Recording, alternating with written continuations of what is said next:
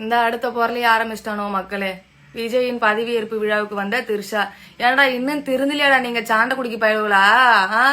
ஏன்டா எல்லா பொம்பளைகளும் வந்த மாதிரி எல்லாரும் வந்த மாதிரி தானடா அந்த அக்காவும் வந்திருக்கு. ஏன்டா சும்மா எப்ப பாரு அதையே போட்டுட்டு இருக்கீங்க? இவ்வளவு கஷ்டப்பட்டு ஒரு மனுஷன் சிஎம் பதவியை ஏற்க போறான், அதை பத்தின அப்டேட் கொடுக்கல. திரிஷா வந்திருக்கு இப்போ. இந்த இதுவும் அதுக்கேற்ற மாதிரி சும்மா இருக்க மாட்டேங்குது. இது என்னவோ பதவி ஏற்க போற மாதிரி இப்படி இப்படி இப்படி கையாடுறீங்க. அம்மா அக்கா சத்த நீ சும்மா இரு. உன்னால நிறைய சதி நடந்து போய் குடும்பமே கலைஞ்சு போயிருக்கு. நீ ஏன் தான் இந்த மாதிரி பண்றியோ தெரியல. அந்த மனுஷன் உன்னால ஒரு பக்கம் உடஞ்சு போனதுதான் அதிகம். செத்த நேரம் இரு உக்காரட்டும். அதுக்குள்ள நீ என்னமோ சிஎம் மாதிரி கையை தூக்கி ஆடுற. அதை இன்னும் கொஞ்சம் பொருளை கிளப்பி அந்த மனுஷனை பொச்சில் அடிக்கிற மாதிரி அடிப்பானுவேன். நீ சும்மானே இருக்க மாட்டியாம்மா? நீ எங்கன்னா வீட்டுல உக்காந்து இருக்க வேண்டிய திறமை இல்ல. வந்து எங்கன்னா போய் 10 பேர் கும்பலோட கும்பலா நில்லாமா? நீ ஏற்கனவே உன்னை வச்சுதான் நிறைய மீம்ஸை போட்டு என்ன தாக்கின்னு இருக்கிறானுவன். உங்க அண்ணன் பதவி ஏற்பு நேற்று நைட்டு தான் சொன்னேன்.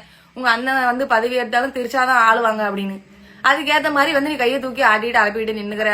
அக்கா அக்கா வேணாக்கா, ரொம்ப கஷ்டப்பட்டோம், ரொம்ப கஷ்டப்பட்டு இருக்கோம்க்கா. நீ பாட்டு கை ஆட்டி புட்டு எங்களை தலைகுனை வச்சுட்டு போயிடாத.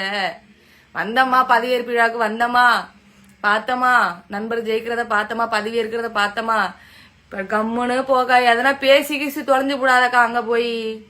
அப்புறம் அதை வேற போடுவானுவோம் எங்களை. அப்புறம் ட்ரோல் வேற போடும் போதெல்லாம் நமக்கு மனசுல பகிர் பகிர் பகிர்ன்றது. சத்த நேரம் சும்மானு உக்காந்துக்கிட்டு பாருக்காயக்கோ.